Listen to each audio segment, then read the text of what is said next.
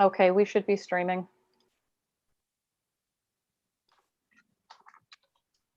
All right. You guys all ready? Yes, sir. All right. All right, good evening, everybody. Welcome to tonight's Board of Selectmen meeting, Wednesday, March 3rd, 2021.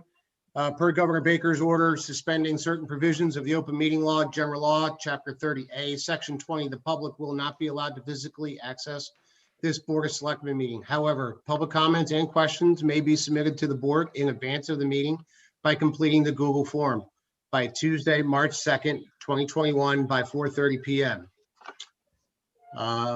Also, the meeting will be broadcast via live via Seacon Cable TV 9, streamed live on TV 9's Facebook, and streamed live on Town of Seaconk's YouTube channel. Mass General Law, Chapter 30A, subsection 20F requires any person recording must notify the chairman at the beginning of the meeting. There is nobody that I'm aware of. I'd like to call the meeting to order. Can somebody please read the board and committee openings? Volunteers are needed on the Board of Assessors, one position, Capital Improvement Committee, 2 positions, Commission on Disability, 5 to 13 positions, the Economic Development Committee, 5 positions, the Energy Committee, 1 position, Finance Committee, 1 appointed by the moderator, Historical Commission, 3 positions, Park and Recreations, 1 position, Recycling Committee, 3 positions, and the Zoning Board of Appeals, 2 alternates. Okay, thank you. At this time, I'd like to entertain a motion to take some items out of order, and that would be to include moving to public hearings to after all the license hearings and general business items have concluded and before community speaks. Do I have a motion? So moved. Second. Thank you. I need a roll call vote, please, starting Mr. Petronio. Adam Petronio, aye. David Vieira, aye. Chris Zora, aye.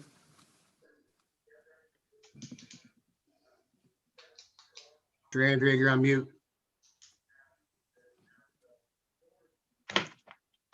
That's permanent. David Andrew, I said. Oh, Justin Sullivan, aye. That was one way to get me to not say anything. we all have. I have power of the mute button too, don't I, Carol? Being silent's a no vote, David.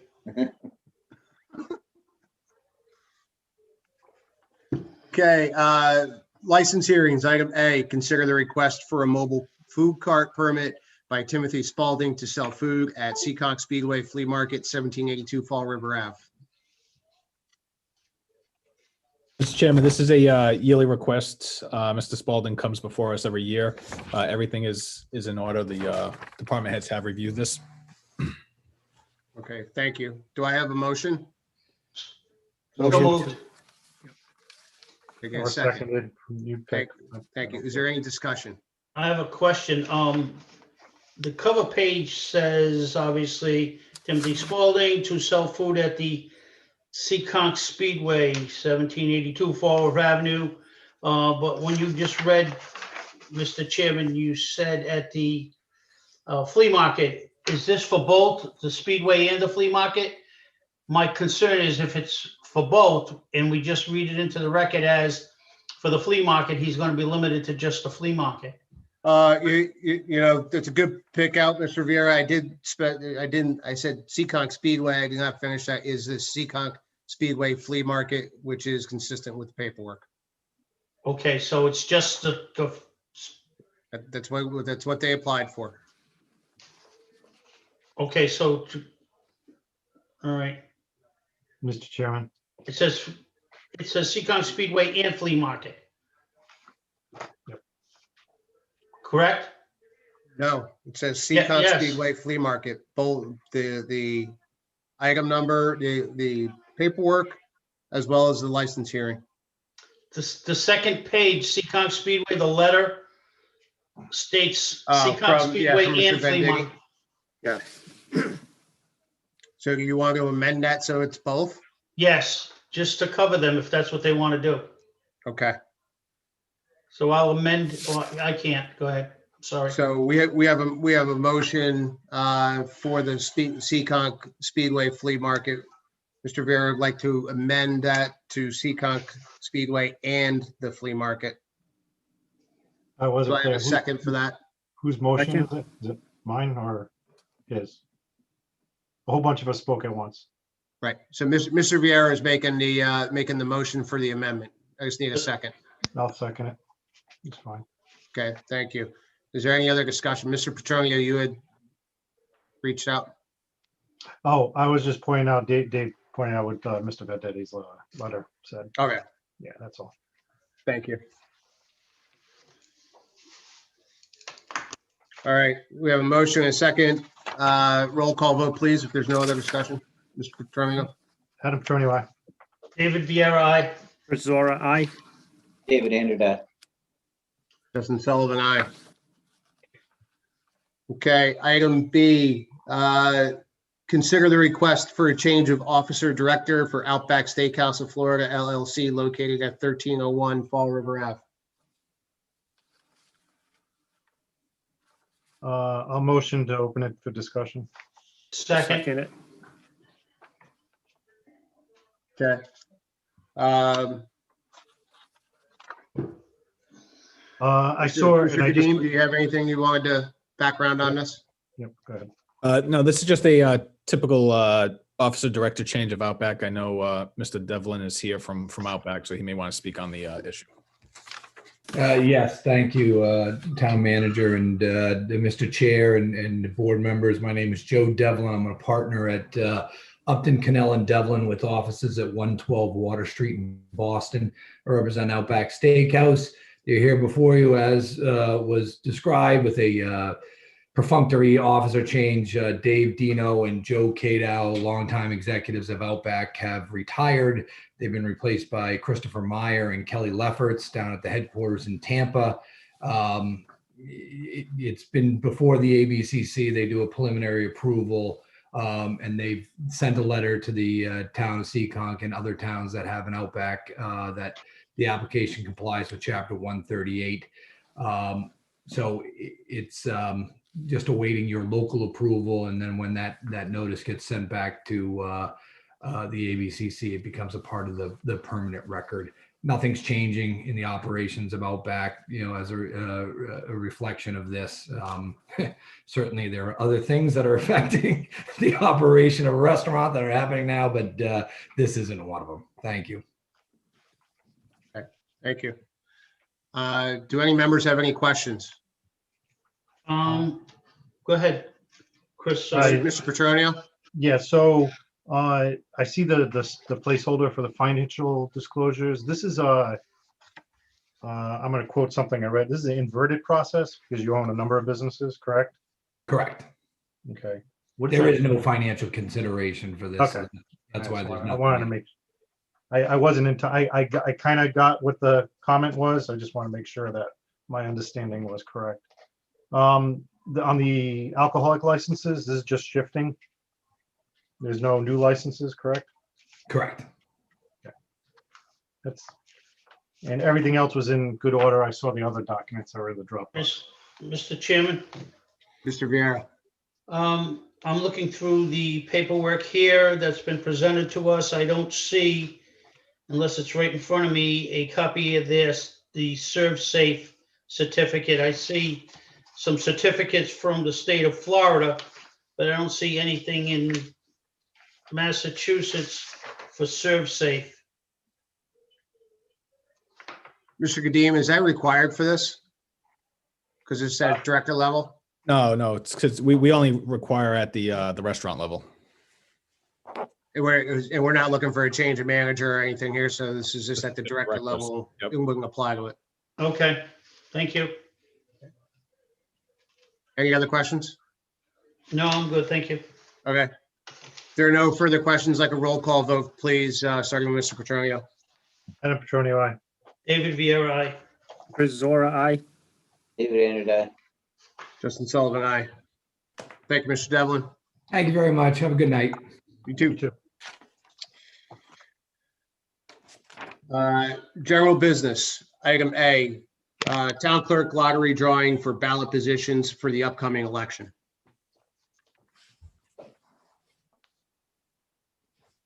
Is this you, Ms. Days, or we have Ms. Craig on? Yep. Yes, she's just connecting. Excellent. Hi, can everybody Hi. hear me? Hi, Ms. Craig. How are you today? Good, good, thank you. So I have an app here that I'm gonna be able to do, but can you guys see this? No, No. you have to Yeah, share have it. Okay, so I have to hit start my video. There we go. Okay, perfect. It's a little dark in here. Okay, so it's an app. So if I hold this up, can you guys see this? Yep. Yes. Okay. All right.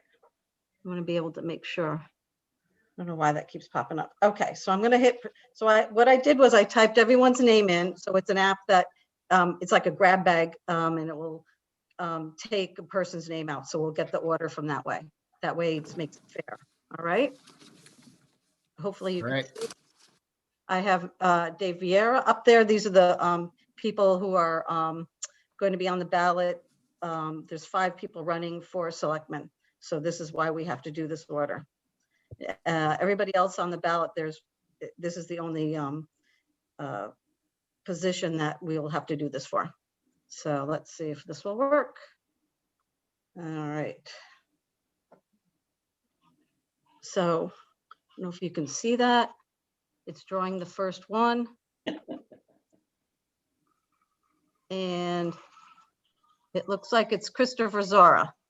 So that's number 1. So I'm going to hit it again, draw number 2. That's kind of cool. I know, isn't it crazy? And it looks like that says Michael Healy. All right, so that's number 2. Draw another.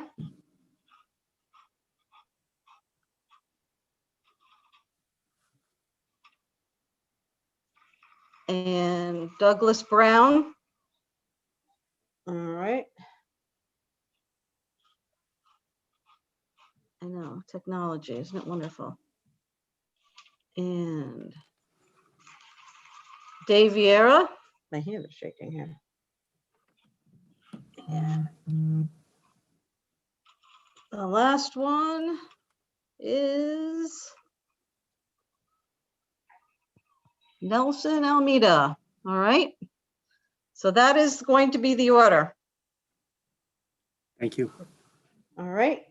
You're welcome. Thank you. You're welcome. Thank you, Ms. Thank you. Craig. Thank you. Okay, item B, consider and sign the warrant for the upcoming town election. Mr. Kadim.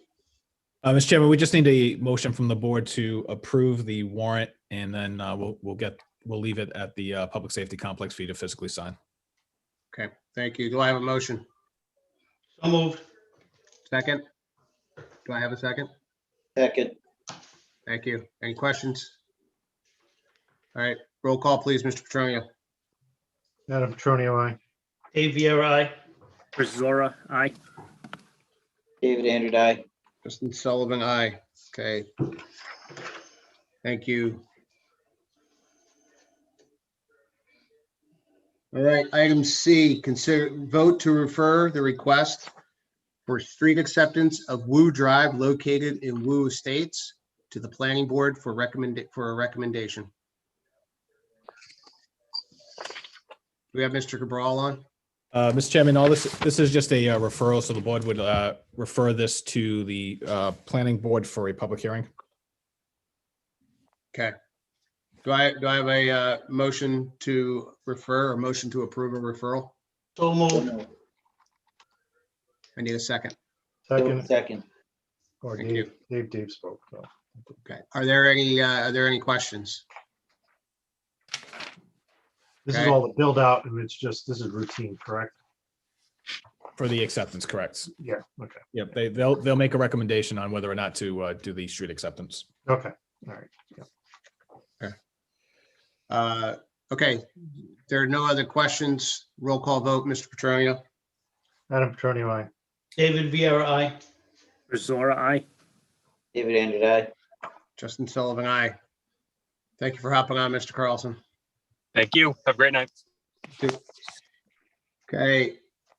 Item D, consider amending category 17A earth removal and category 17B placement of fill of the town of Seekonk general bylaws. I'd like to, you guys have all received the paperwork, had a chance to review it. In looking at it a little carefully, I just would like to make a motion. I would consider a motion to accept, but with an amendment with the exclusion of commercial landscapers. So So moved. moved. Second. Second. All right. Do we have any other questions? Seeing none, roll call vote, Mr. Petronio. Adam Petronio, aye. David Viera, aye. Brazora, aye. David Andrew, aye. Justin Sullivan, aye. Item E, consider awarding the bid to Pomeroy Associates as the owner's project manager for the South End Fire Station. So moved.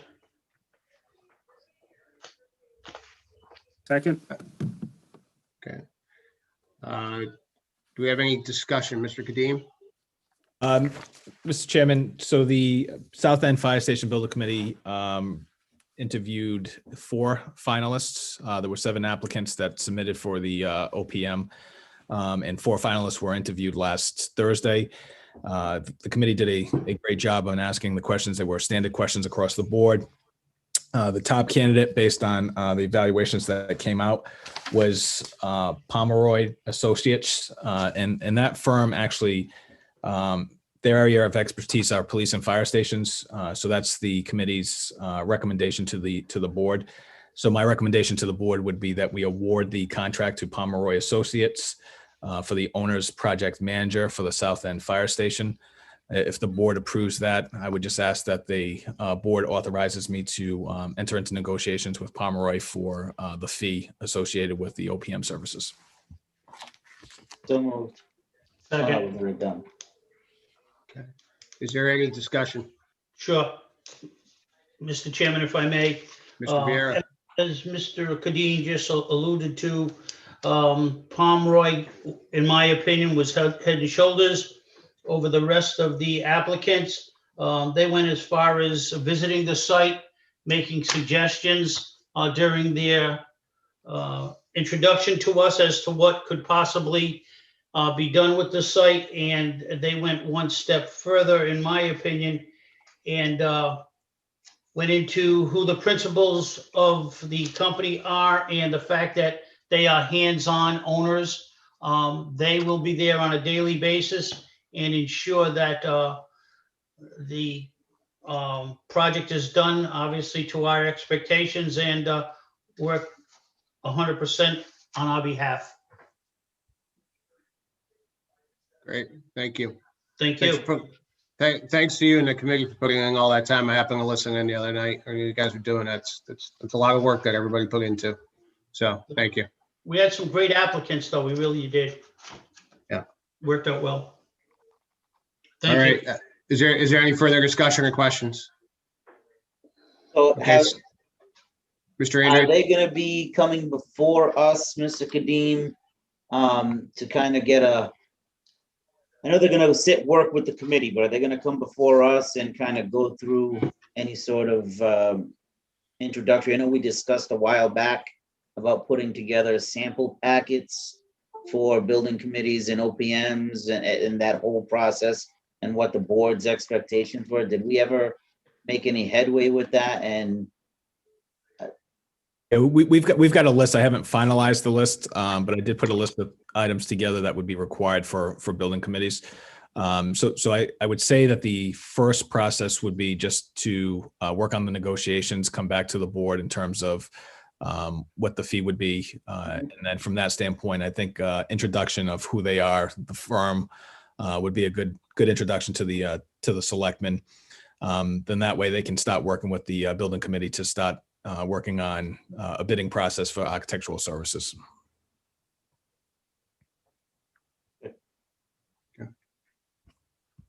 Thank you. All right, are there any other questions?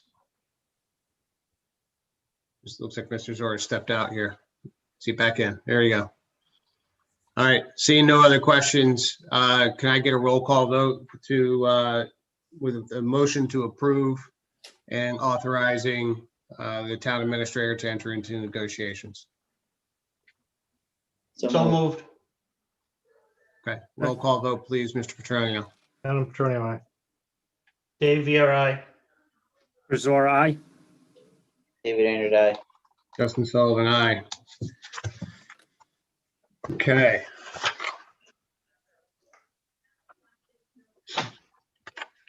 Public hearings, item A. I'd like a motion to open public hearings for item A, fiscal year 2022 budget hearing at 7:22 PM.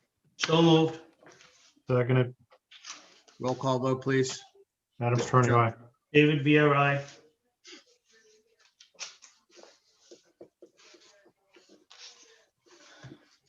Mr. Zora? Rosora, aye. David Andrew, aye. Justin Sullivan, aye. Okay. Mr. Kadim. Floor is yours. Thank you, Mr. Chairman.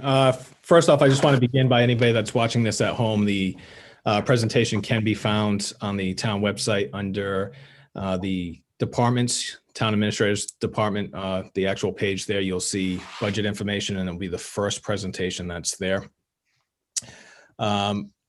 Just beginning, I just want to start and thank all the department heads for their effort in putting the budget together. It truly is a team effort, and we recognize and appreciate all the hard work on top of everything else they do on a day-to-day basis. But also in putting this budget together and understanding, the importance of managing their budgets and living within the budgets that have been approved at town meeting moving forward. I will say that we've been keeping a close eye on the FY21 budget, as you folks are aware, in the FY22 budget with the pandemic that has taken place over the last year. So there's been its challenges, but we've done a very good job. So I do want to recognize the department heads for that, who are all on the call here tonight. And I just again want to recognize and thank the Board of Selectmen and FinCom, obviously, for your support as well as we go through this budget process and being patient with us as we continue to try to create a budget that is balanced and one that's sustainable. At times, it can be a little bit challenging. This is a living document, so there are moving targets that always occur throughout the year. So we appreciate that. Just going into it, as I always mention, and it's a reoccurring theme, and I really do want to stress this because it's truly important. The budgets that we build in CCONC are for long-term growth and sustainability. This past year, we built a budget which was sustainable and something that was unprecedented with the COVID-19 outbreak. But we were able to manage through that without having any significant impacts to our operating budget or the services that we provide to the residents and to the town. And I think that speaks to what we've built over the last couple of years here in terms of the budget building process and the input that we get from all the stakeholders, where other communities were forced to either have layoffs or really rely on one-time monies, whether they are the CARES money or other FEMA or MEMA monies that were made available to offset some of the costs. So we were able to do that. We continue to do that. And that's just a financial planning management tool that we constantly utilize moving forward in the budget process. This budget is a conservative budget approach. As I mentioned, again, sustainability. We're looking to, if we go back and we start looking at the amount of free cash that we've generated year over year, it's pretty significant. And this is an important part of our conservative budgeting approach. We've generated $15.3 million. That's on average $2.5 million per year in free cash. That allows us to truly fund these stabilization accounts, the municipal capital stabilization account, the OPEB accounts. So it's important for the financial stability of the community, and that in turn, again, a lot of that recognition or credit should go to the department heads who are managing their department budgets on a yearly basis. Our stabilization account is $4.7 million. As the board knows and as the community knows, we've created the OPEB trust fund to begin our funding our unfunded liability. The unfunded liability has increased this year. It was lower. It's currently at $40.8 million. We just had our actuarial roll-up forward evaluation analysis, which is completed every other year in accordance with the GASB 74 and 75. I'm sorry. Let me just move this screen. 74 and 75. The increase really, it comes back down to the assumptions that are in place. The biggest change here, which created a $6 million increase in our liability, was the discount rate dropped from 3.7% down to 2.27%. So that increased again from $34 million to $40 million. So we currently have a balance of $3.1 million, which is still 8% of our 8% funded compared to our unfunded liability. And again, I think it's important to note here that a good majority of communities have not even begun to address their OPEB liability. We are ahead of the game. We're ahead of the curve here.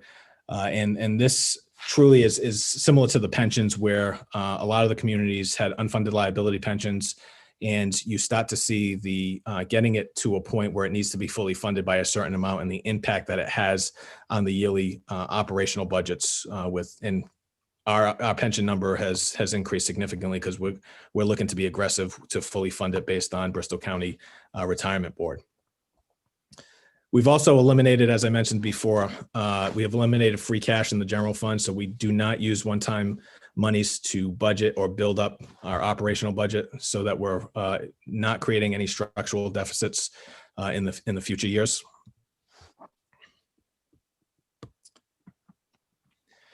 The FY22 recommended budget assumptions here, proposed level service budget for all intents and purposes.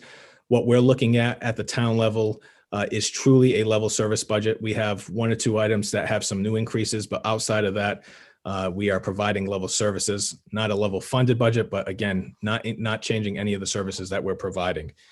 Our new growth number is at 500,000. We typically have taken a 3-year yearly average, but with the opening of FedEx over the last couple of years, that has really skewed our number because we had significant new growth from FedEx coming on board with the TIFs. So last year we received $543,000. We've got $500,000 just based on what we're seeing for building permits and things of that nature. That's what we're anticipating. We have the 2.5% tax levy, which is being increased, which was agreed to and discussed with the quad board meeting at our very first meeting. We've got a very conservative assumption with local receipts, minimal increases there. Again, as some of our trends are really kind of flattened right now with the COVID and pandemic numbers coming on. We probably could be a little bit more aggressive, but just not knowing where we're going to be within the next year or so, it's a better approach to be conservative so we can kind of still continue to build up some of our reserves. General unrestricted local aid in Chapter 70 are based on the governor's numbers, which were released in January. We still have not seen the House or Senate numbers. Payroll for this fiscal year will be based on 52.2 weeks. AFSCME dispatch unit and the library unit are the only two collective bargaining agreements that are outstanding. So those individuals will not see any salary adjustments.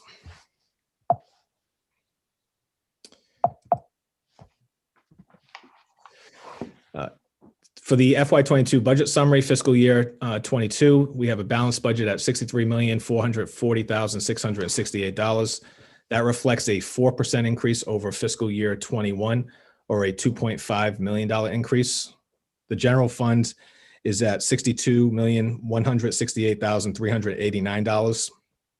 General government equates for $17 million. Education is at $31.4 million. And then fixed costs and debt services is at $3.8 million. Our sanitation enterprise fund is at $1.3 million. That reflects a 2% increase over fiscal year 21. Our state aid came in at $8.2 million. Unrestricted local aid coming in at just below $1.5 million. That's only a $33,000 increase over FY21. Chapter 70 numbers for the schools came in at just under $6.8 million. And again, that's a slight increase. That's just under $69,000 increase. Our tax levy prior year base is $44,390,184. With a 2% increase, that's going to generate $1.1 million in new tax revenue coming into the town. As I mentioned earlier, our new growth numbers is $500,000. And then we have debt exclusion of $1,989,12, which will cover all our debt that has been excluded through the vote of the ballot.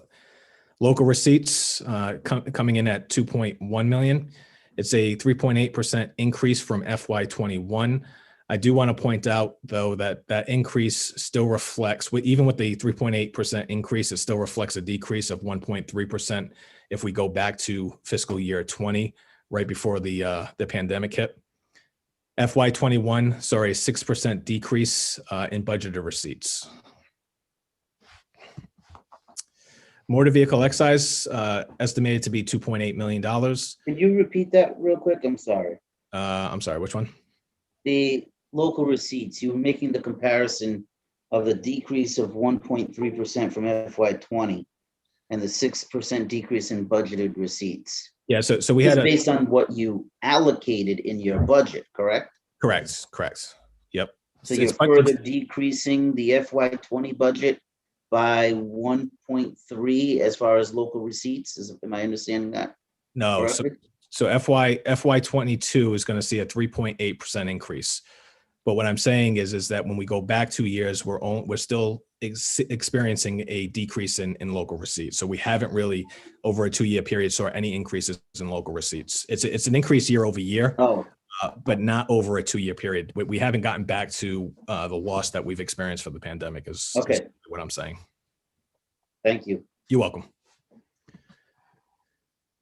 Other revenue sources that's coming in at 2.2 million. Again, as I mentioned earlier, no free cash, no one-time monies. Ambulance receipts, utilizing $1 million of ambulance receipts.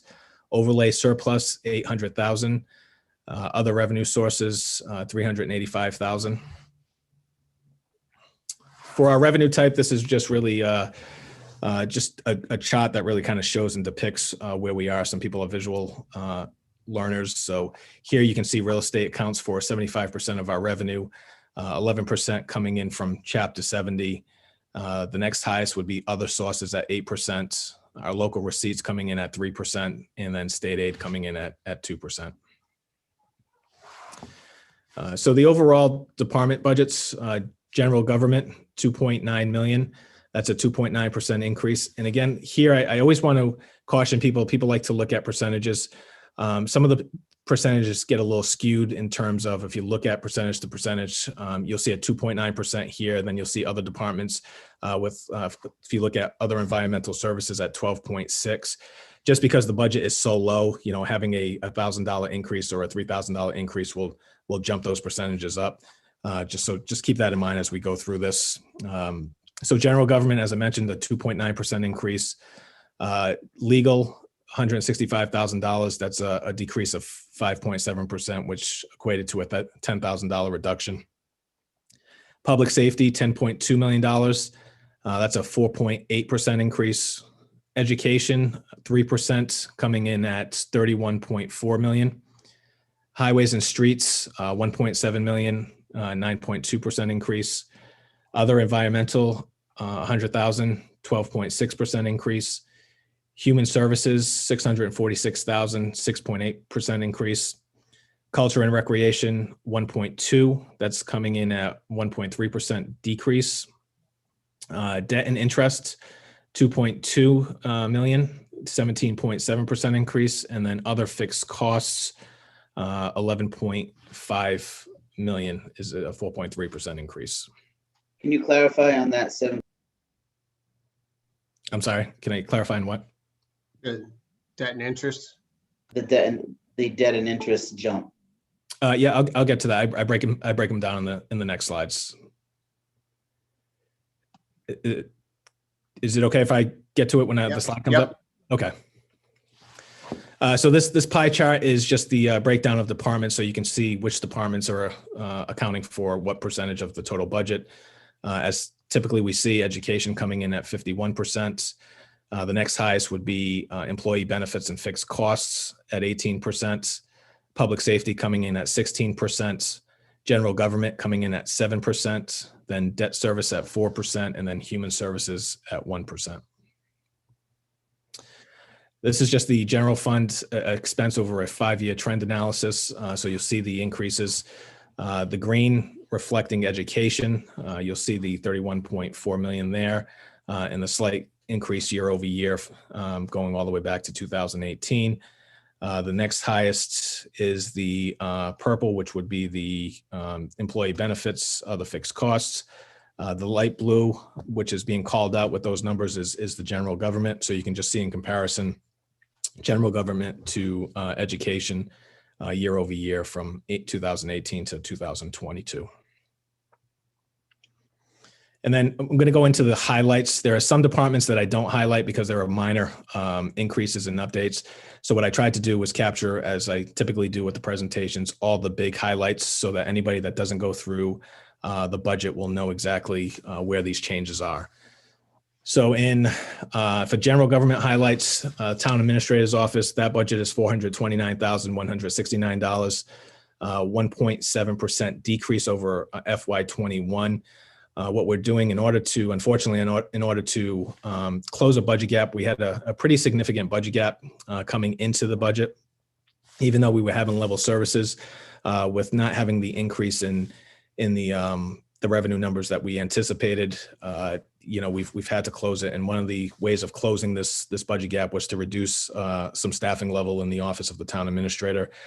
So we'd be looking to eliminate a part-time position, a clerical position of 20, which would save us $25,000. That individual handles, as you know, handles all the minutes for the meetings. It just becomes tough to, as we go from line to line, looking at ways to cut, to justify to have that part-time position. So we removed it to be able to reallocate and close that budget gap. All the other increases that we saw were just contractual roll-up adjustments for the 4 full-time employees that we have. The elections office, $13,927. That reflects a 36.8% decrease over FY21. And as you folks know, that last year was a state election plus the general election. So with the state elections, you have the primaries, the final, and then you also have early voting, which drives up the costs. This year, we only have one election, which is the general election, so we won't have any of the early voting. For the Director of Finance, that budget is $166,326,000. This reflects a 22.1% decrease over FY21, or a $47,000 decrease. This is a little misleading. While this budget actually decreases, what we ended up doing was we transferred about $59,000 in costs for Munis software, and we rolled it under the MIS budget. So it's not really a reduction of $47,000. It was just a reallocation to a budget that actually made more sense to capture all the technology costs. Sean, can I ask Yep. a clarifying question on that? Yep. So if the 59,000 was in here, would that still, it would obviously be a lesser decrease. Would it still be a decrease? Would it be an increase? How would this? No, it would be a slight increase. Would be okay. That's what I just wanted to see where it would pan out if it was left in here. Yep. So if it was left in there, we would see a slight increase, and that would be due to contractual salary adjustments. And the big piece, when we talked about level services, this is one of the changes that are outside of level services. So what I ended up doing was putting in a $10,000 stipend for a grant writer. In discussing with Bruce, Jen Miller has done a phenomenal job working with a lot of the grants that we have come in. I've sat down with her, talked to her. She has the ability to organize, do the research, and stay on top of the grants. So in looking at the time that she has through with conservation, we discussed whether or not she'd have the ability to apply for other grants that were outside of conservation. So she had agreed to it. So I feel like 10,000 is a good stipend to be in there for an additional services that she would take on. The good part about this is that if we get 1 or 2 grants, that gets charged off directly to the grants. So this really could be a no cost to the town because they allow you to charge off administrative fees to particular grants. So 1 or 2 grants will really kind of make this a net gain for us. Worst case scenario, especially in the first year when we start applying for new grants, it's really trying to submit for grant applications and then getting some feedback on what worked, what didn't work, so that year 2, we're in a more competitive basis. So we may be on the hook for $10K for the first year, but if we start looking year over year, we really should see this line item not being spent because we should be able to charge off to grants. Pays for itself.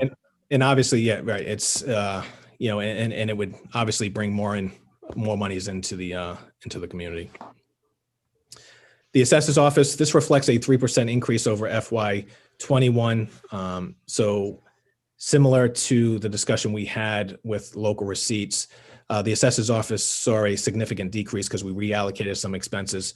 So their total reduction in FY21 was a 5%. So even with this 3%, we're still seeing a 2% decrease in that department's budget over a 2-year period. But the increase equated to $18,000. The bottom line salary level was saw an increase in funding due to the new assistant assessor coming into step 1. Services personal property line increased by $6,000. This is for a state mandate for utilities. So now they've got to go out and actually assess the utilities out there, similar to personal property. So we need to hire a consultant for the personal property line item. I believe our RC is going to be doing that, who does our personal property as well. Then we saw consultant services increase by $5K to assist the assessor's office with commercial evaluations. You said 18K and the slide says 8K. I'm sorry, I misspoke. 8K, Okay, 8,000. Yep.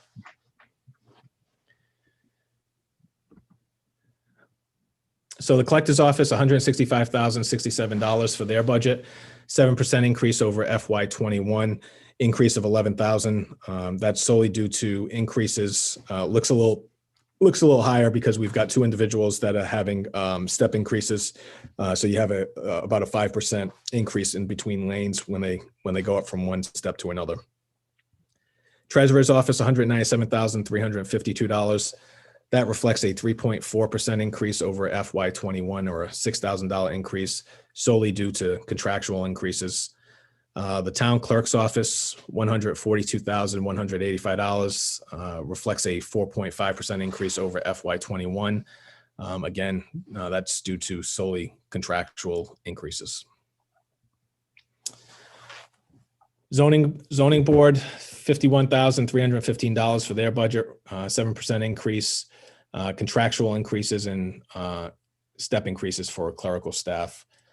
The planning board, $109,974. This reflects a 4% decrease over FY21, or a $4,000 decrease. This was a result due to a mid-year hire for a full-time clerical position. Currently, a full-time clerical position is being split between planning and conservation.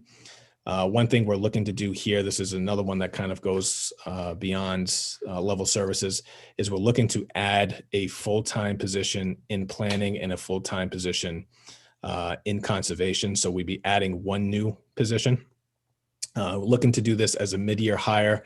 However, this does not impact this budget. It will impact FY23 because when we go into conservation, with the split, conservation takes up 60% of the salaries for the 2 staff that's in there, and then 40% comes from the revolving account. We're going to be looking to take the increase in the clerical person going from part-time to full-time and taking that out of the revolving fund for the half year for this fiscal year. And then in fiscal year FY23, it would still be just the 60-40 split. So while we gain a body, we actually don't see an impact in the operational budget. Mr. Kadim, what's the estimated dollar impacting FY23 when it does go on the books? So we've got, it's probably about a $25,000 increase. Okay, thank you.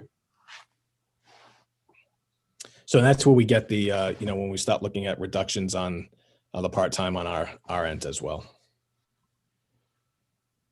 So do we save more by having full-time positions as opposed to part-time in the long run?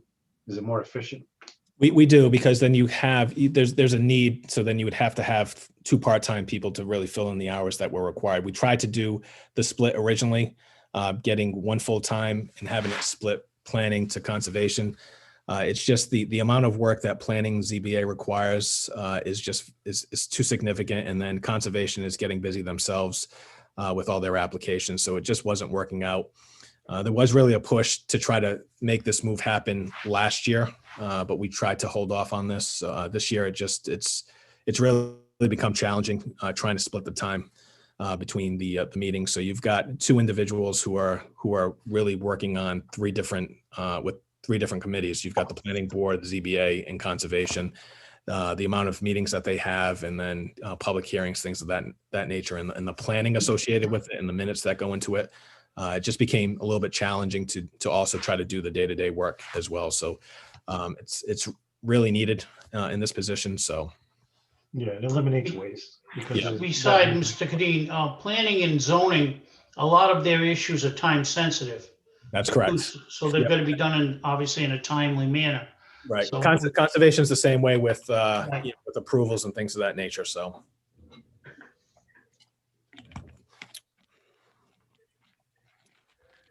Sorry, did I finish? Oh, and then just in planning board, I just wanted to also point out the consultant line decreased by $4,000. If the board remembers, we inputted about $4,000 or $7,500 for phase 2 of the open space recreation, and it was split between planning, parks and recs, and conservation. So we are removing that, but we did keep a little bit in there for additional consulting services for the planning board. I'm sorry, I hate to keep going back and forth. Planning board also, as the board is aware, the planning board did put in a request, which I sent over to the Board of Selectmen in terms of a stipend, trying to receive a stipend as elected officials.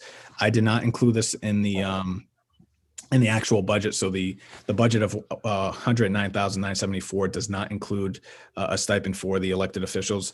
If that's something we want to do, we would just need to fund it or put it on as a warrant article. Mr. Kadim, I think that should be a warrant article, for consideration by the town. Well, it has to go before town meeting. They're the only Yeah. ones that can approve it. Right. Yeah, I just wanted to clarify so everybody knew that it's not included in the. Right. Not included here. Right. That's correct. Continuing the general highlights for general government, public buildings, that budget is $701,658. That's a $25,000 increase.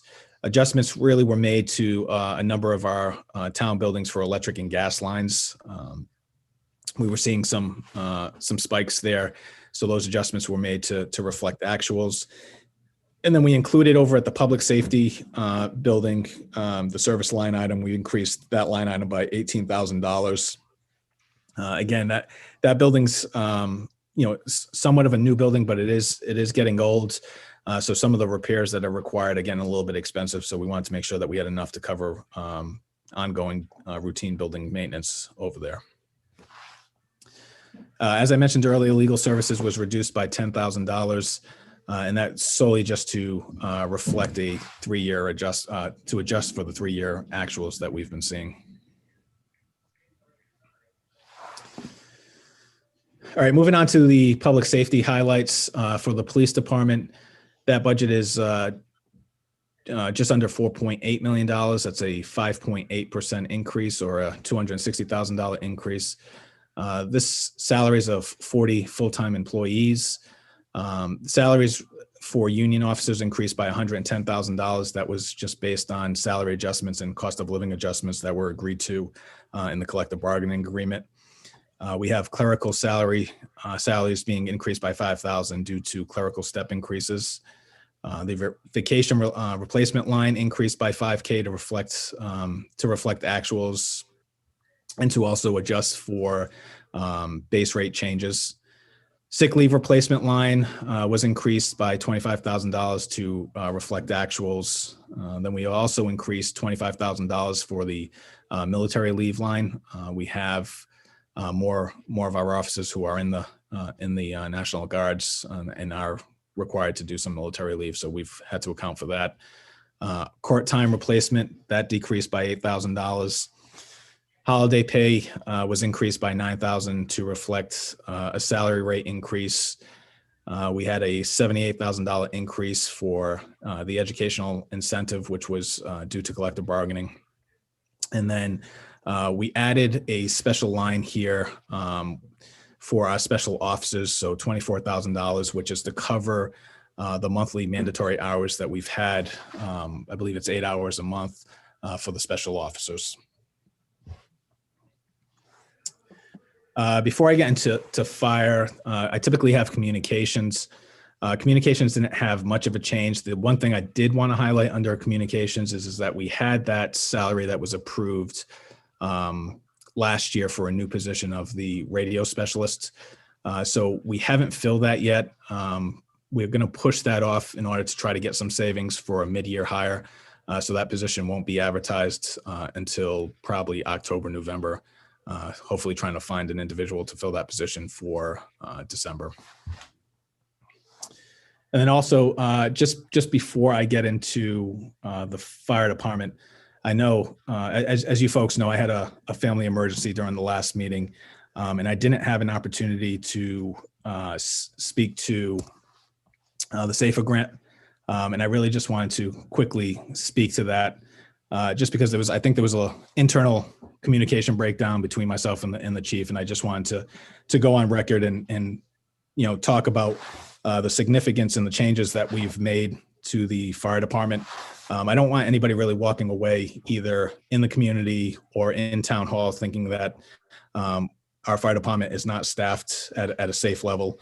And oftentimes, we talk about this a lot, that as we continue to build on our department and get to what we determine as a benchmark levels, we often tend to forget where we were and where we are now.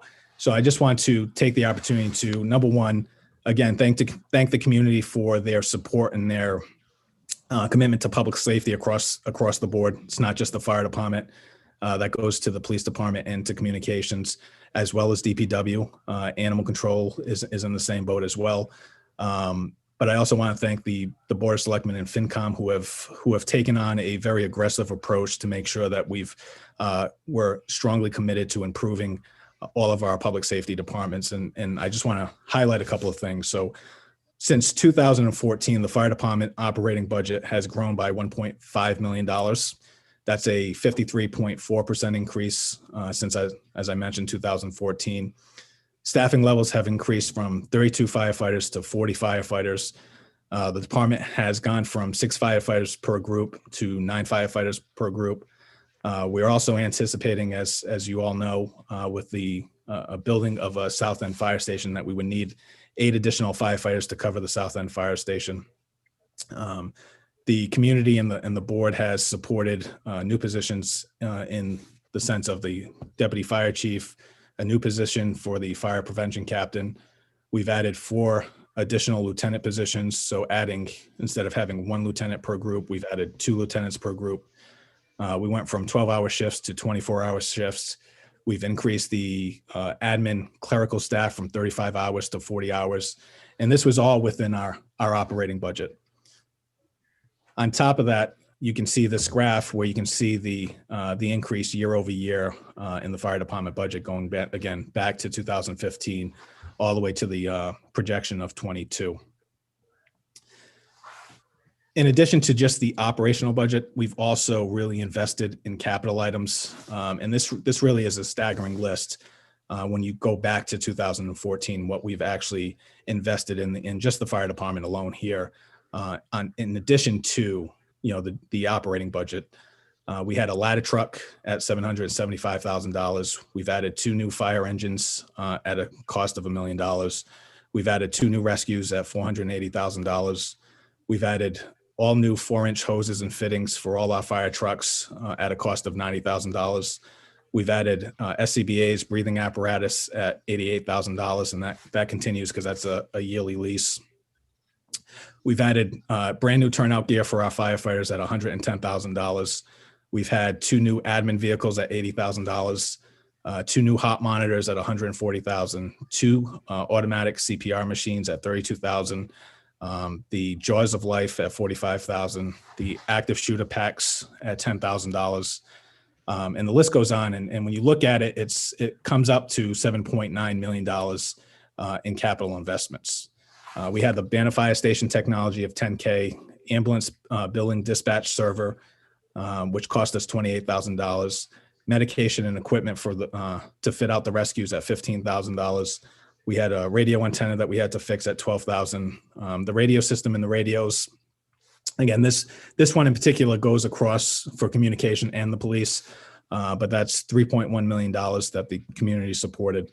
Banner Fire Station at a cost of $1.4 million. The South End Fire Station feasibility at $50,000, and we're in the midst right now of the South End Fire Station OPM and architectural services, which has been funded by the town at town meeting at $425,000.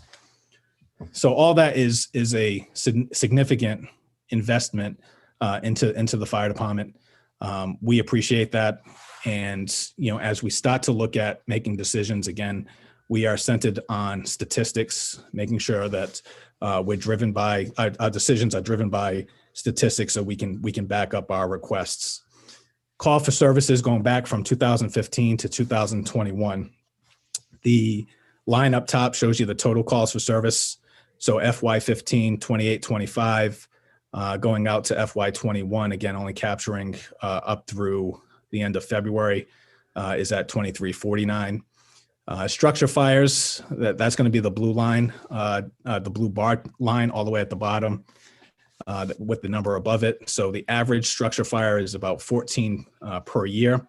You can see in 15, we had 10 structure fires, 9 and 16, 29 and 17, 14 and 18, 10 in fiscal 19, 12 in fiscal 20, and then 16 in fiscal 21. All other fires, the average is 45 per year. As the board knows, our rescue medical response is really a good majority of our calls. The average is 1,756 per year. We're averaging 80% of our calls coming in from EMS. And then all our other incidences are averaging 1,278 per year. So I just want folks to appreciate the call volume that we have in the investment, the significant investment that we've made both in the operational budget and the capital lines going back over the last 7-8 years. To Kadeem. Yep. So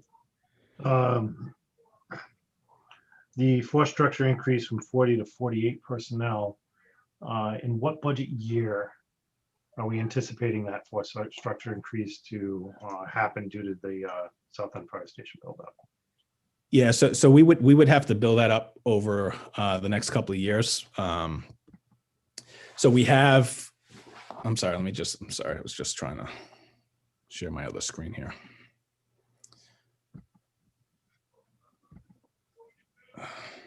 Well, that's based on a couple of things though, Sean, correct? I mean, It is, yeah. I'm sorry. I'm the approval of the South End Fire Station first and foremost. Yeah, that's what I was going to say. I was going to say that first we need to, we got the OPM. We're going to get the architectural services in, then we've got to do construction documents, and then we've got to go back to town meeting for approval. So it'd be premature to hire 8 new firefighters without the approval of town meeting. So once we get the approval of town meeting, by the time you get through the construction, you'll have about 2 fiscal years where you can gear up for the staffing levels at that. But it's also important to note that in addition to the staffing levels, as we mentioned, we're talking about apparatus as well that's going to be required. So there's going to be a additional cost with that. And that was the point I was trying to make, was that things like the SAFER grant are important to keep as obviously very important, to bolster the funding streams, and timing of the applications for those grants, I think, becomes the decision points that need to be flushed out more. That's the only point I'm trying to make.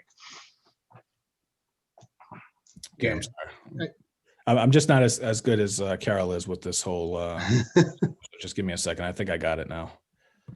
Yeah, and just for the board's edification and for the public, in having a further discussion with the fire chief too, I think, he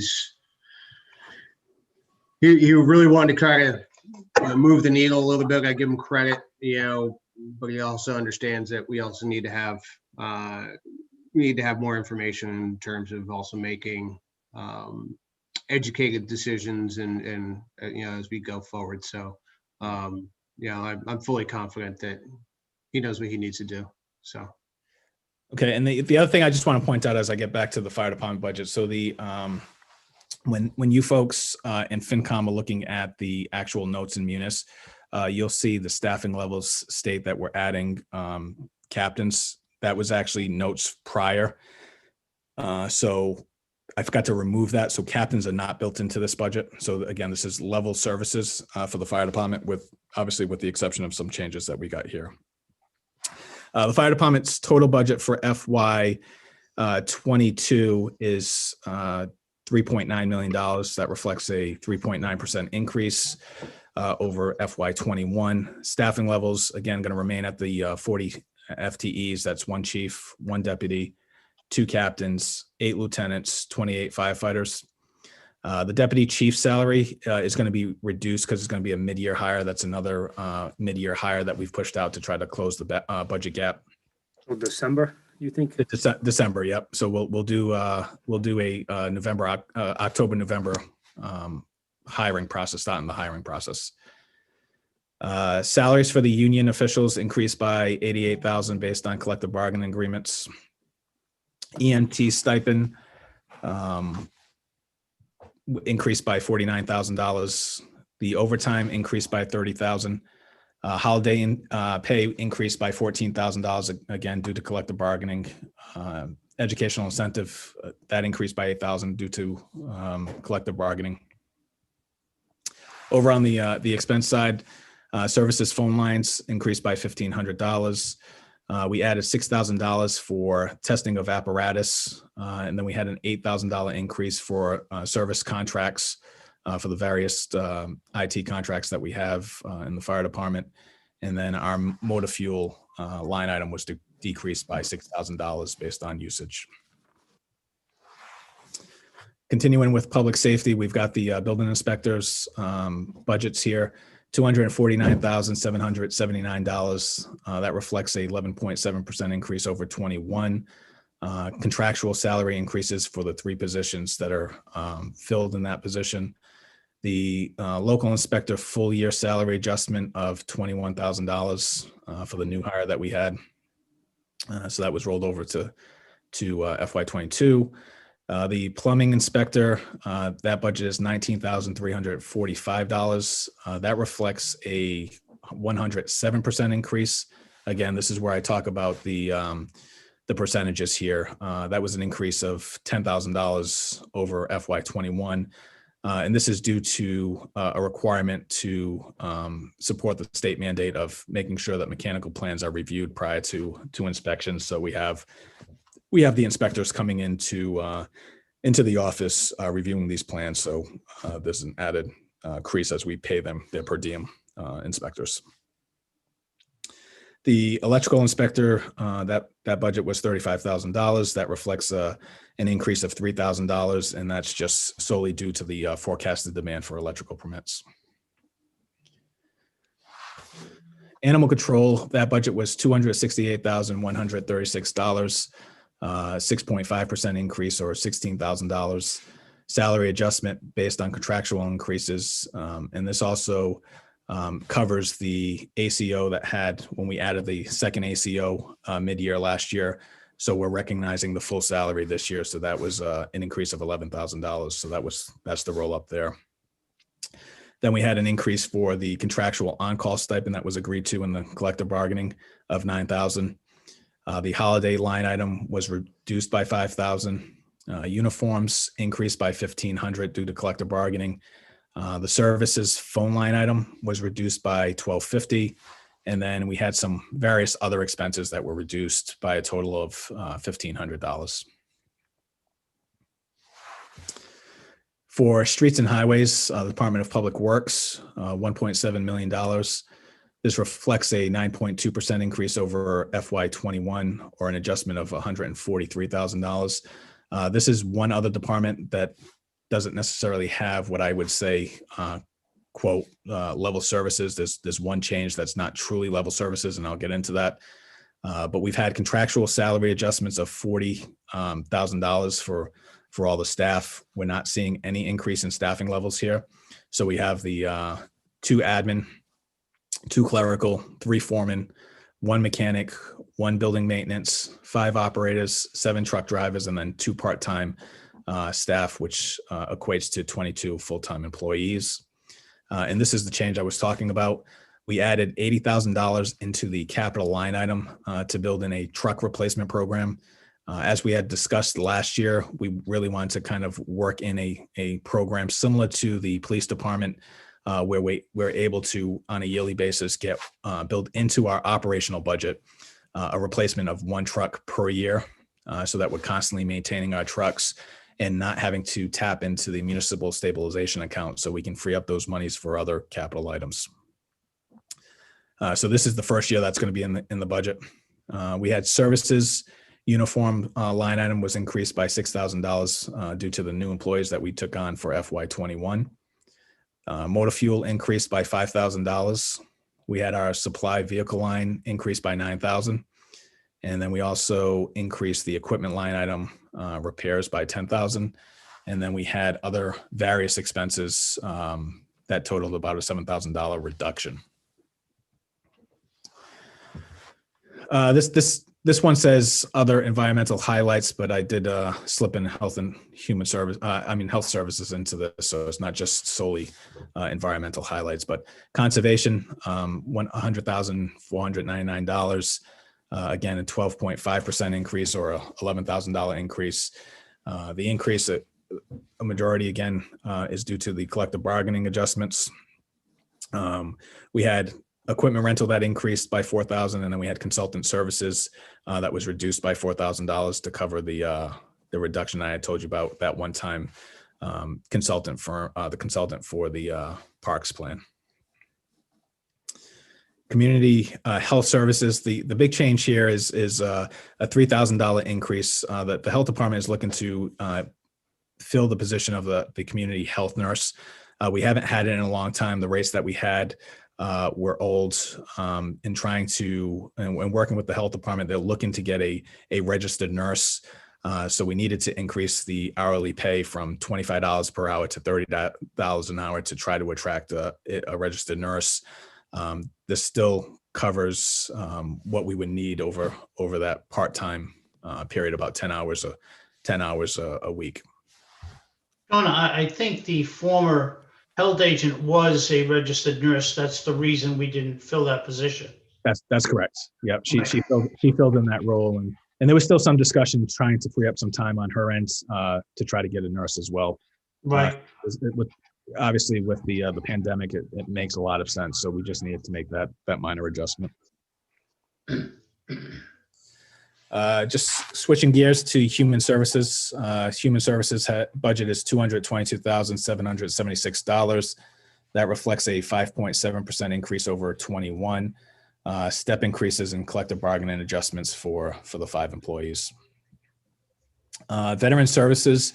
We ended up reducing this budget last year. Essentially, we've, with the pandemic and the needs out there, just to be on the safe side, we've kind of level funded this budget. So the increases are really just to bring it back to the FY20 budget lines. Biggest one here, medical allowance increase, just again, pandemic related. We just want to make sure that we're not shorting the needs for any of our veterans. So you'll see a $2,000 increase for contractual adjustments, but everything else going to the veterans. So the other line item, $2,500, medical allowance, $15,000 increase, and then other benefits of $5,000. Sean, also in the veterans budget, a lot of that monies that goes to the veterans were reimbursed for, correct? That's correct. It lags a year, so we Right. get reimbursements every year, but it's lagging 1 year. Right. Thank you. Culture and recreation highlights, parks and recs, that budget is 133,972. Reflects a 3.5% decrease over 21, or a decrease of 5,000, contractual adjustments of 1K. The consultant line item, as I mentioned before, 7,500 for the one-time payment for phase 2 of the open space and recreation plan. So we removed the complete 7,500 here. We removed 4 and 4 from planning and conservation because they had some additional needs for about $3,000 for additional consultant services for projects that they've got going on. Services, equipment maintenance, that increased by 1,000. For the libraries, their budget is $1,059,630. Just as a reminder, so all the salaries are level funded from FY21 to 22 because we're currently in negotiations. This reflects a 1% decrease over 21. And once we get the adjustments in the collective bargaining, obviously that will go up. But with the library services, we've got 2 important requirements that we need to maintain. One is the MAR, which is a municipal appropriation requirement. This helps maintain our certification for the library and allows us to receive state funding and state aid for the libraries. And what you need to do is the MAR requirement for FY22 is $1,006,053. We're meeting that. We're slightly over.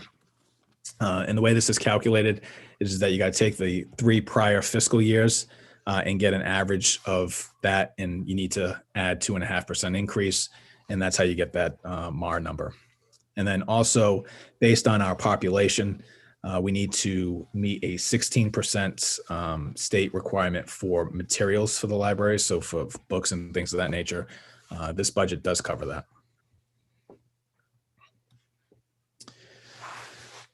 And then I think Selectman Andrade had a question with debt and debt services. So this is where I'll speak to this.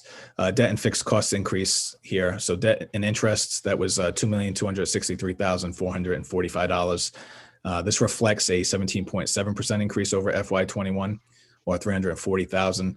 And this is solely due to the bonding for the Aiken expansion, Senior Center Phase 2, and the South End Fire Station. I will say that we may not necessarily hit the 340,000 if we do not borrow for Senior Center Phase 2 or the South End. If we borrow after June 30th, that will carry over. That first initial payment will carry over to fiscal year FY23. I'm pretty sure we're going to need to borrow for the Senior Center because we're in that process. The South End Fire Station might be one that we might be able to push off, so that 340 might come down slightly. Other fixed costs, 11 million. I'm sorry. Yep. It's important to note in the next year to 2-3 years, you have a lot of debt coming off from the big projects we've done over the years. Yeah, we've got a lot of projects coming off, but we also have some big projects that are anticipated, right? So Right. we're again not fully supported at this time, but we definitely have Senior Center Phase 2. We've got the South End Fire Station, as we had mentioned, in terms of potentially being about a $2.5-3 million project itself. Then we've got we'll be going back before the board to see if there's interest for a DPW facility. That DPW facility is a pretty significant number if we're going to do it right and protect the investments in terms of all the vehicles and equipment that we have, and building a facility that will be able to cover all those and keep those that equipment housed in-house inside.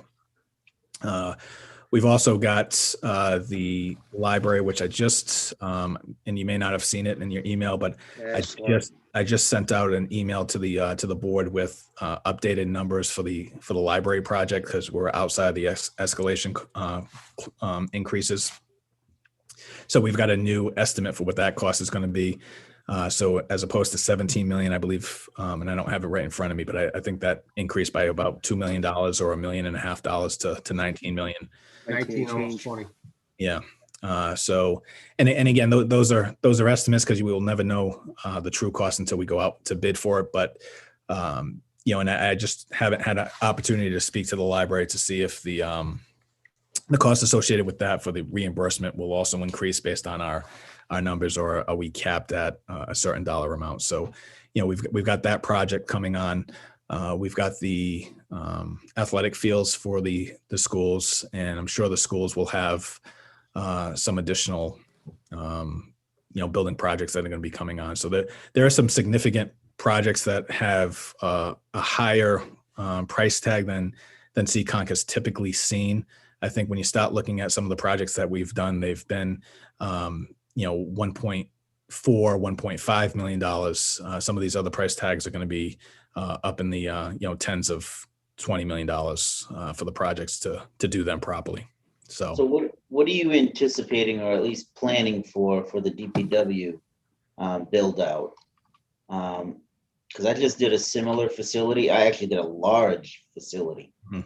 And the bids came in for that facility. It was a $26,000 similar DPW style building. And those bids came in, frame of reference, of about $8 million. Okay. So and we'll have it on the next agenda for the board to discuss, but the initial estimates, and again, as you know, Mr. Andrade, some of this is that they just have contingencies in there with percentages, so we can get it down, but it was probably double what they had. And I just don't know the square footage in comparison, to be honest with you, right off the top of my head. But even at the 8 million, 10 million, it's more than we've seen for other projects. So. Yep. I know a couple of years ago, we had conversations with Representative Howitt in trying to get us out from under the concern of paying prevailing wage. Yes. Where do we stand with that? So that went to, I think it died in committee, to be honest with you, which is what we expected. We can touch base with Representative Howard again to see if they'd be willing to entertain a home rule petition. So it would just be for the town of Seekonk, and maybe there's less of a fight. But part of the problem is that a lot with these legislation is all union driven and lobbyists. So Boston's really kind of driving, unfortunately, the prices and the cost associated with prevailing wage down here. So it's just, you start looking at it, it's, some of these folks doing a job that our DPW workers are doing and they're getting full benefits is almost double or triple, so you can add roughly 30%, as to a project that somebody could do in the private sector. Well, we're doing so many projects though. Just having to pay the prevailing wage obviously is probably better than half of the total cost of these projects. Yeah, no, I don't disagree, but we can circle back and see if there might be if there's any chance for a whole room petition to be approved on that. My sense would be no, because once you get one home rule petition, then you're going to have a lot of the communities trying to jump in and doing their own home rule petition, and then you essentially circumvent prevailing wage.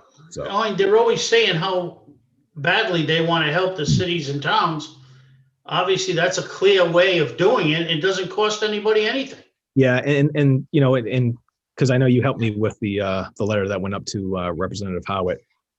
We had conversations, if you recall, about even capping it, right? So just anything under $5 million would not require prevailing wage. Especially for some of the smaller communities that have projects that are 1.5 or $2 million.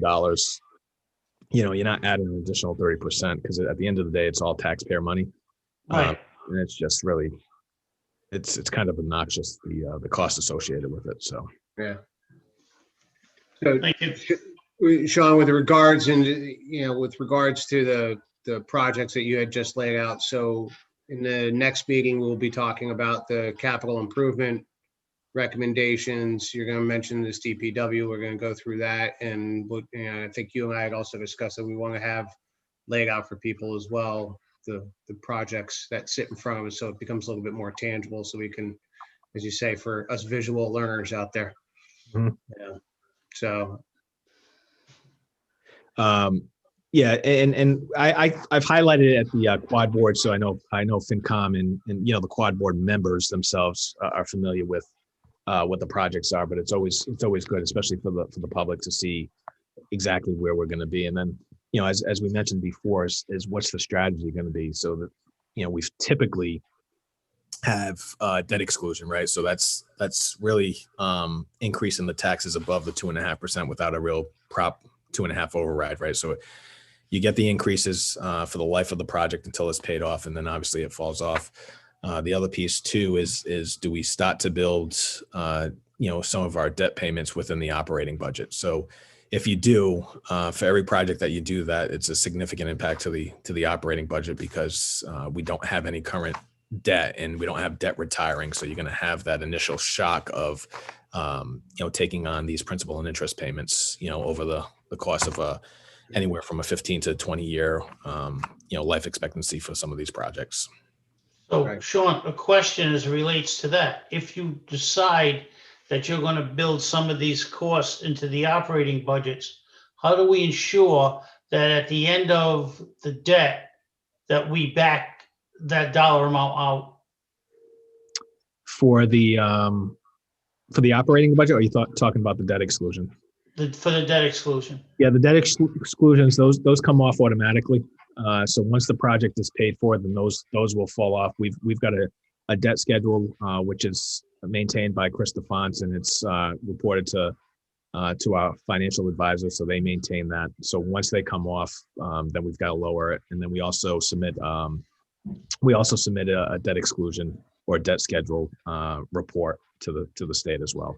Maybe I misunderstood then. Didn't you just talk about adding it to the operating budget? Yeah, so that's why I asked. If it's excluded, it's not coming into the operating budget. So if we build it into the, I'm sorry, the custodians are now vacuuming outside my office, so it's getting a little loud for me. If we build it into the operational budget, we're just going to essentially build a line item so we have a budget specifically for this debt. And one of the things that what's good about that is as debt retires, you can make a determination. The board would be able to say, hey, listen, we want to see $1 million, $2 million a year in principal and interests. And I'm just throwing a number out there. That would really reflect, in order to get that, if we're only at 100,000 or 200,000, that could reflect our ability to borrow up to $10 million to get to that principal and interest over a 20-year period. So as debt retires, we'll be able to maintain that, and then you've built in essentially, for a lack of a better term, a stabilization account that's going to be funded through debt and leveraging our ability to borrow, but we build in a municipal capital account within our operating budget. So that's a good way to kind of lessen the burden with the municipal capital stabilization account built into the operational budget. And what it also does is obviously we would have to, reallocate some of the budgets and making sure that we have enough revenue to cover whatever we make that determination. But it also helps to alleviate some of the burden that's put on the taxpayers, because now you've got not only the property taxes increasing, but what you do is you reduce the additional increase in taxes to support specific projects. So that's already built within the 2.5%. But that Hey, makes it Sean. more of a true override rather than calling it an override. No, because we can't get into the override. So the debt exclusion is Right. more of the override. So if we cap it within, then essentially what we've done is we've limited ourselves truly to a 2.5% increase on the levy. Okay. Hey, Sean, just, remind me again here. I believe the senior center phase 2 is also being taken in under the capital. Or, I'm It is. sorry, under our operating budget, correct? That's correct. So that was one of them that was, I believe the Aiken window project and the senior, and I could be wrong with the Aiken project, but definitely the senior center phase 2 is within the operating budget. Right. Okay. And this is the first year that we're seeing that. Right. So but the debt and interest will be reflected under debt and interest. It's not reflected under the actual operating. Well, I guess. So this debt the payment itself is, but. Yeah. So the debt and interest that you see here includes all of our debt and interest, and then so it's there, but we have the debt exclusion revenue coming in to offset it. So it's not necessarily So you've got a revenue source that's dedicated to that. Correct. Okay. Okay. So other fixed costs, $11.5 million. This reflects the 4.3% increase over 21, or a $470,000 increase. The big piece here, and we got lucky in terms of other fixed costs because this typically is a lot higher. The pension had a significant increase, so $397,000. And our budget for that is just under $3.4 million. Bristol County Retirement did not extend the payment schedule for the unfunded liability, so they can continuing with their aggressive payback approach. So that's why we see that bump in. So communities have the ability to go to, I believe it's 2040 to get fully funded. And I believe, and I could be wrong, but I'll double check, but I think it's 2030 that they're looking, Bristol County Retirement is looking to get fully funded for the pension. $655,000 for the liability insurance, and that's workers' comp, unemployment, medical claims, workers' comp, etc. And this is where we got lucky, is the $6.9 million health insurance, not a significant increase. Typically, we've been seeing like a 3% increase, and some communities are starting to see the increases go back to what they were back in 2015 of 6 to 8% increases. Here again, our claims were good. Utilization is still down, so we're able to get hopefully another good year with the health insurance.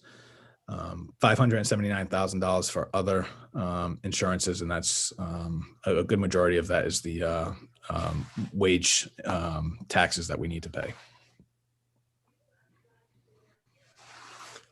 For FY22 educational highlights, Seekonk schools. The budget that I put in, the funding that I put in for the Seekonk schools was $30,082,016. I believe the superintendent, he'll be before us at the next meeting. I believe it was a 3.6% or a 3.7% increase. This is obviously slightly lower than their request. This reflects a 3% increase over 21, or an $876,000 increase. As I mentioned earlier, Chapter 70 increased slightly. Is essentially a level funded revenue number coming in. It was $68,984. So total Chapter 70, $6.8 million. Again, 77%, these numbers haven't really changed from a statistical standpoint. 77% of the funding is still coming from the town. We're funding 23.3% of the $30 million. Foundation enrollment is slightly down. The foundation enrollment, according to the Department of Elementary and Secondary Education, is 2,048 students, and that comes off the year-end report that's submitted to DESE. Net school spending, that requirement is $23,206,185. Again, that is the minimum requirement. It's not the suggested requirement, but it's the state minimum that you need to meet. We're clearly above that at $30 million. The town's minimum contribution requirement, as outlined by the state, is $16.4 million. Again, we're at 23.3. The school department is being funded $6.9 million above net school spending, or 30% above the state minimum. And this is just the chart that continues to track from the very beginning of ed reform back in '93, which established the net school spending, bringing you all the way out to 21 numbers. They obviously don't have 22 because 22 is in the middle of being budgeted. But you can see the blue line, solid blue line, is the actual net school spending requirements, the actual net school spending that we have put in place.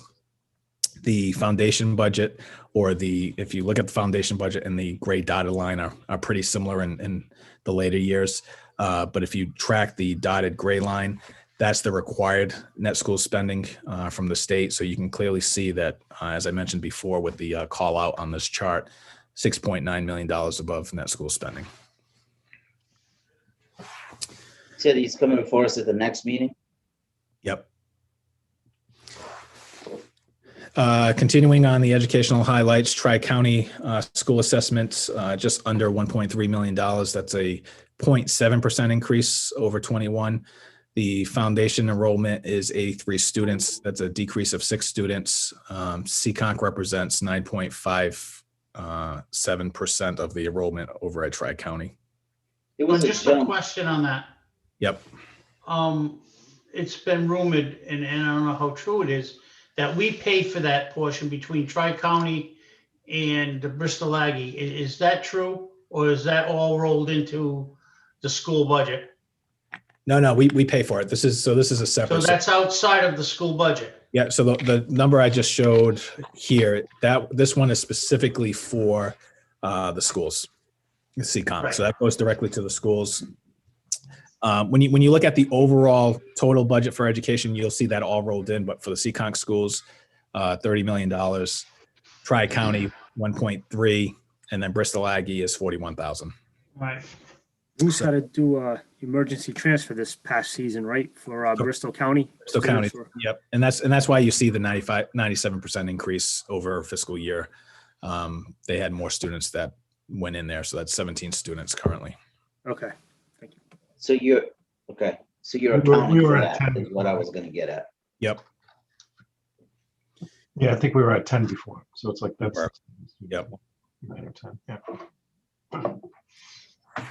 All right, so that was the general fund. This is the sanitation enterprise fund, which is again a separate budget, fully funded through the fees that are generated through the bag program and the trash fee. So this budget is $1.3 million, reflects a 2.4% increase over 21 or 31,000. Landfill cost or budget is $282,602. In there, we've got salaries that get charged off. That's a $5,000 adjustments. So these salaries, employees that work at the landfill, but then also Bruce's salary, a portion of Bruce's salary gets charged off to the enterprise fund because he does the accounting for this. So it's an allowable charge. Rubbish collection, disposal, recycling. That budget is $989,677. The collection contracts increased by $17,486. We are in year 8 of a 10-year contract. I did talk to the chairman earlier on this week that I think it's important that we start to look and really kind of anticipate for significant increases in our trash, especially in the enterprise fund. We've really lucked out with the 10-year contracts. Typically it's really hit or miss on a 10-year contract, whether or not you truly save.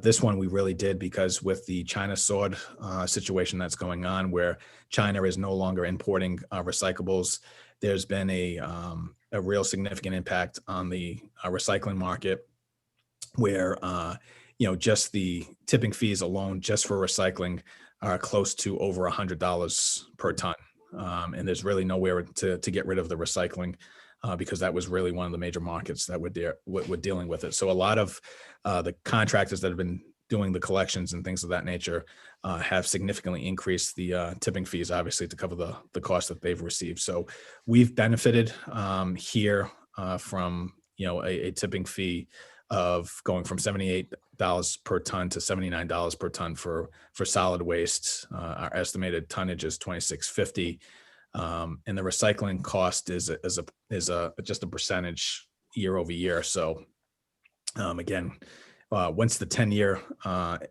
expires, when we get to the 10-year period and we start to look for a new 10-year contract, if things do not improve, we'll see significant increases. And again, that is going to be rate driven. And I think we need to really start talking about it and making sure that the residents understand what the driving costs are. But hopefully there is some alternatives in terms of how we can dispose of our recycling. But it's just a shame that, when we start to look at, the economy, and what we're dealing with to try to make sure that we're going green. It's cheaper to take your recyclables and throw them in the trash. Obviously, there is regulations and standards that don't allow us to do that. DEP monitors that with the EPA. So, but it's just unfortunate that you're looking at recycling rates that are just costing you more money to dispose of the recyclables. Yeah. And for what it's worth, part of that conversation that Mr. Kadim and I had was, what's the possibility of negotiating the savings that we currently have for the next 2 years of the contract for the life of it, and try to carry those savings forward into a future contract to help lessen the blow down the line without having such a severe jump going from where we are to where we could be. The general feeling behind that from Mr. Kadim's experience and what he's seeing elsewhere is we would effectively lose those savings. It wouldn't do us, at the bottom line, it wouldn't do our pockets any good for doing it. We'd just be basically giving it up for 2 years. Yeah. So I think they're going to be cautious in even talking about a 10-year contract again. I mean, that puts somebody way out there, and they got stung by it. Actually, we benefited, but they got stung by it. So I don't think they're going to be too quick to want to do another 10-year. I mean, I would like to see it happen, but if they do, they're going to make it worth their while. Yeah, and I'll tell you that the language, there'll probably be a lot of different language changes built into these contracts if they are 10-year contracts. But I got to be honest, we took the lead and we took a stance. Dave Cabral and I were at meetings in New Bedford at ABC, working with the city of New Bedford and other communities to say that we're not moving on this. We've got a 10-year contract. We're not paying your cost increase, and they've sent us bills. They've stopped now, but we refused to pay for it and told them that we've got a 10-year contract and we're going to abide by the contract. So they tried to get out of it, but we were able to fight back, push back on that. So, but they did all right with us too. I mean, we bought and paid for their trucks. Yeah. I mean, we paid our fair share plus. Mm-hmm. Yeah, we got the barrels, we got those toters, and then we paid for the trucks, which was a 2.5% increase year over year to cover the bonding costs for the trucks. So exactly. We did for them. We didn't have a mask or a gun with that one. No. Is this a funding stream that is subject to some kind of stabilization funding for future contracts? If we're anticipating things to go the other way. Yeah. So yeah. With this, every year you get it, and I forgot exactly. I should have asked Bruce what the stabilization number was, but I want to say it's probably $300,000, pretty close to it. The problem here is that when you look at it, and I've mentioned to the board year over year when we start looking at what we're going to be paying for trash bags and the trash fee, is that it looks like we get $300,000 of new revenue coming in as surplus year over year. That's not the case because we haven't established a stabilization account for this enterprise fund. So what happens is that the free cash, it's really called retained earnings when you're talking about an enterprise fund, but it's free cash. So when the free cash gets certified, that money is just sitting there. So because we haven't appropriated to the stabilization, we have to wait to use it to the next time we get our free cash certified. So it's still the same bulk of money. We might have and again, I don't want to throw out numbers, but just don't hold me to it. Let's just say a $50,000 increase that might be added to the surplus year over year. So in your comment at the beginning of this particular slide's presentation, you mentioned exploring building costs into the budget because we're on 8 of 10 years, knowing that in 2 more years, when we renegotiate this contract, the cost is going to more than likely, the writing's on the wall, it's going to significantly increase. Does it make sense now to look at implementing some kind of stabilization policy for maybe a future meeting to vote on to stop preparing for this, because we know it's going to increase. Yeah, and I was just talking to the chairman about this earlier, just really because I had mentioned we need to start highlighting this to the general public. And he did mention that we should start moving on this. And I've got a list of financial 2 policies. years is really short. Yeah, and I've got a list of financial policies that we're going to be putting forth. So one of them is just, it's really simple. It's really just, I can work with Bruce to get the language that we used for the marijuana monies that we were going to do for the municipal capital infrastructure stabilization account.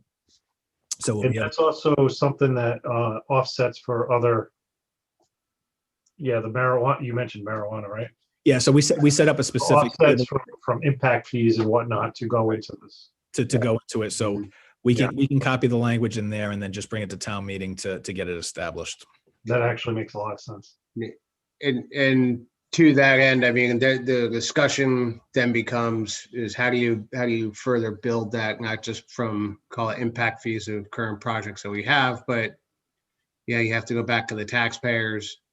And when their trash bill already goes from 200 to 210, we hear it, right? So, but now we'd be asking them to maybe go from 210. I'm just going to throw a number. I have no idea what the real number is, but you say go from 210 to 220, but that $10 is going to go help subsidize that stabilization debt in order to help mitigate what that price will be, because then we have to figure out how you handle the withdrawals to handle the annual cost to help bring that rate low, and how we're charging people. So it's like you're making an investment now only to know that you're withdrawing it for later to help solidify it, right? So So we opened up there was a voted yes to open up 2 stabilization type accounts last budget year, correct?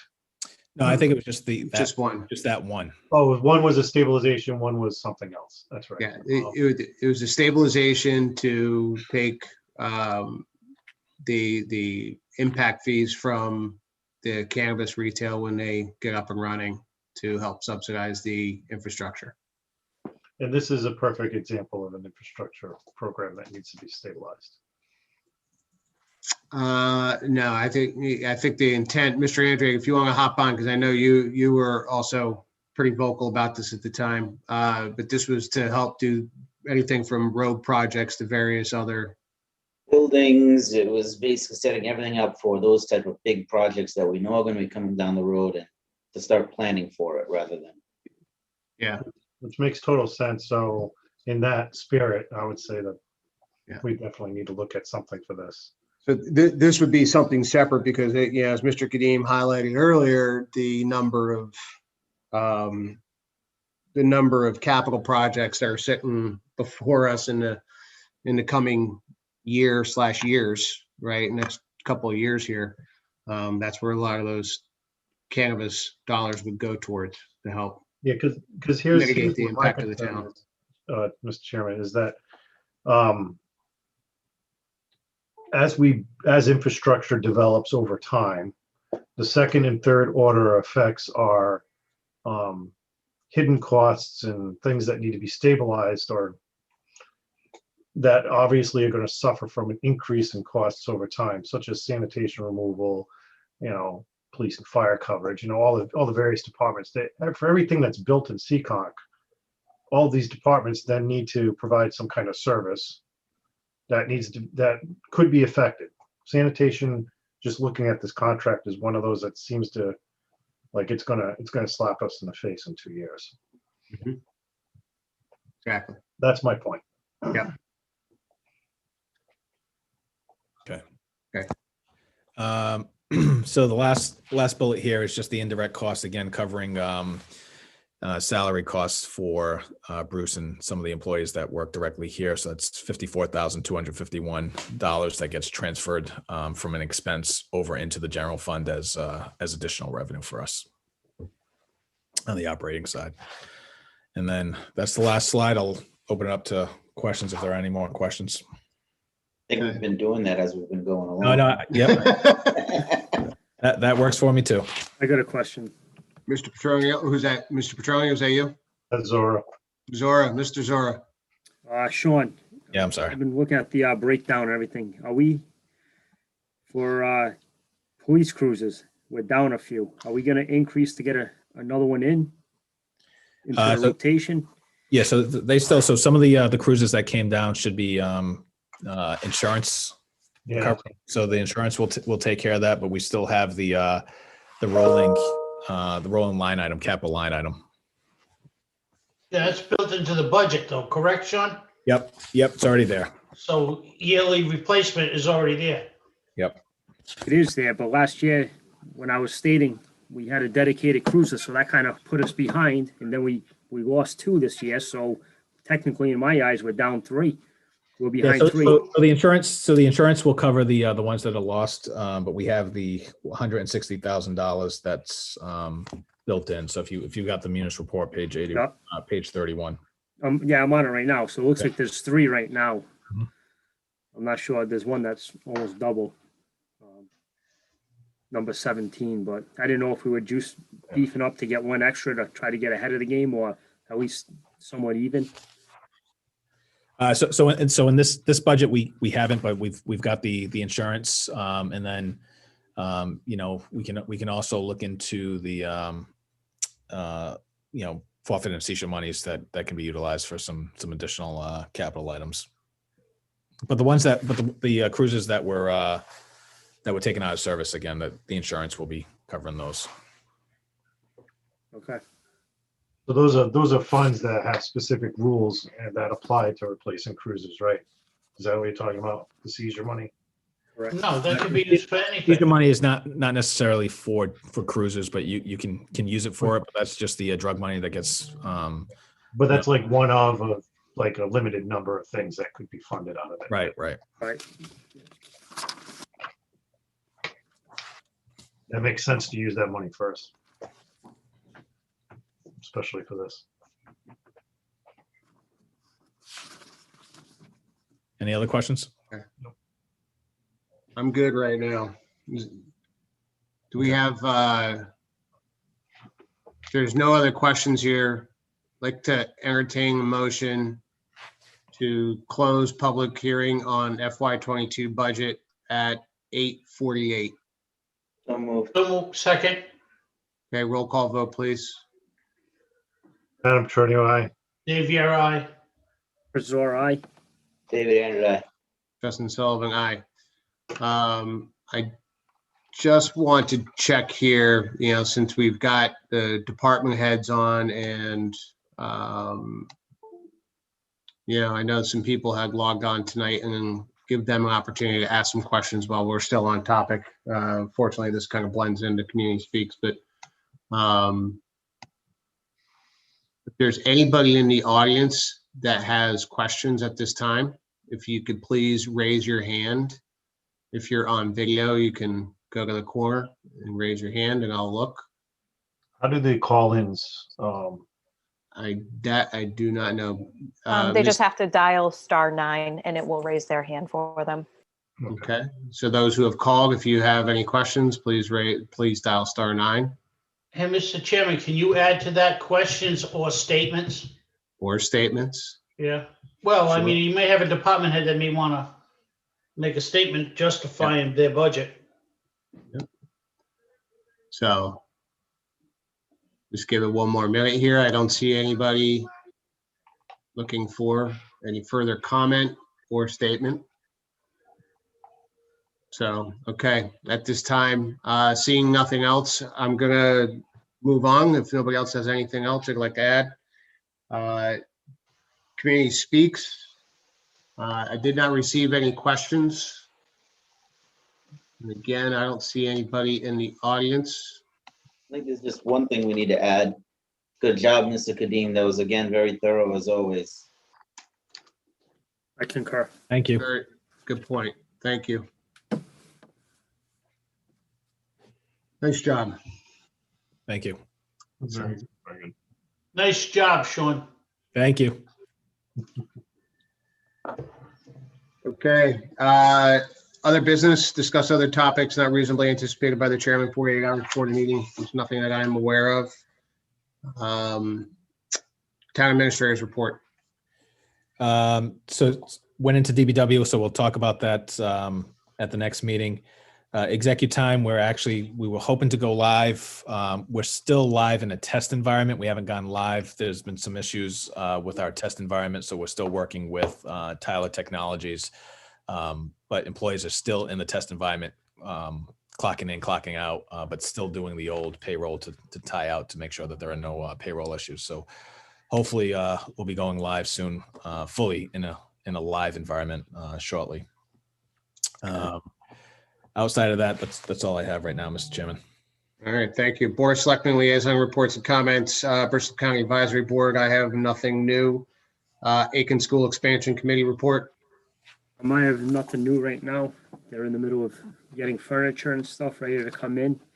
And technologies, nothing new right now, though. Okay. Looking good, seeing a lot of things coming down now, so. Yeah. 540 Arcade Ave. Nothing new to report, 540 Arcade Avenue. I'm sure we'll be having a meeting shortly. You want me to continue?